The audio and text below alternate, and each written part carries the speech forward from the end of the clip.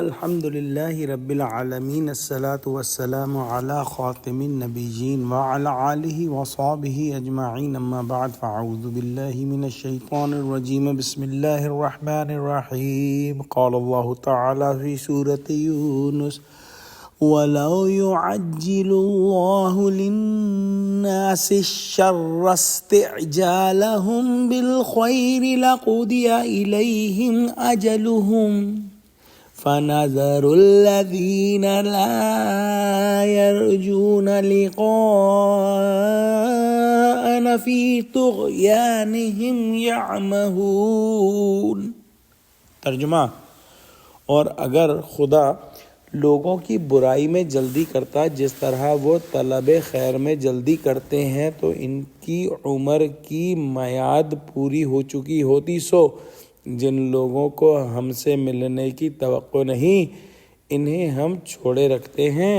کہ اپنی سرکشی میں بہکتے رہیں۔ 2 آیت پہلے ہم نے پڑھا کہ جو لوگ غفلت میں پڑے ہیں اور اللہ سے ملنے کی امید نہیں رکھتے،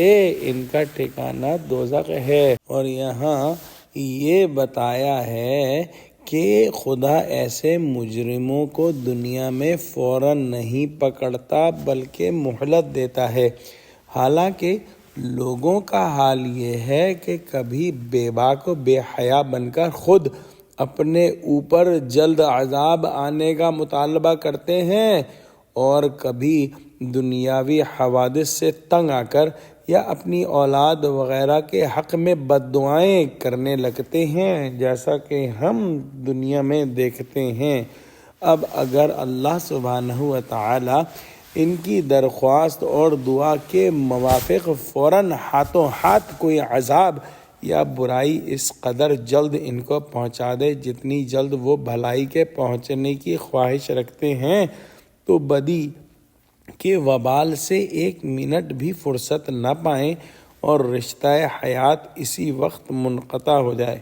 مگر اللہ سبحانہ و تعالیٰ کے یہاں نیکی اور بدی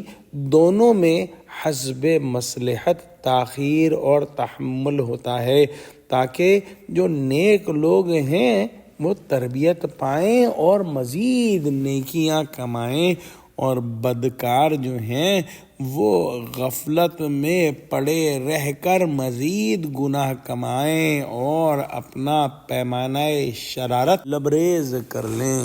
دعا کرتے ہیں کہ اللہ سبحانہ و تعالی ہم کو قرآن کا فہم عطا فرما، ہم کو سچوں سے جوڑے اور ہم کو صراط مستقیم پر قائم فرما دے، آمین۔ وآخر دعوانا الحمد للہ رب العالمین، والسلام علیکم ورحمۃ اللہ وبرکاتہ۔